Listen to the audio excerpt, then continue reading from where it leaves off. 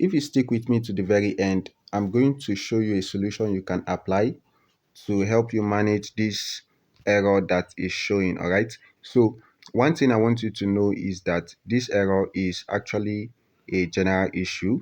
All right. So what happened was that the Cloudflare server is down at the moment. So it's actually affecting ChatGPT and also Cloud AI, and of course, I believe other AI platforms. So now what do you want to do? So firstly, you have to be patient, especially if you're using ChatGPT or Cloud AI. All right. So just be patient. Once the Cloudflare server is back, the ChatGPT will be back on and also the Cloud AI. All right. Now, secondly, in the meantime, while these AIs are not working, there is one that I can recommend to you. It's called DeepSeek. You can see chat.deepseek.com.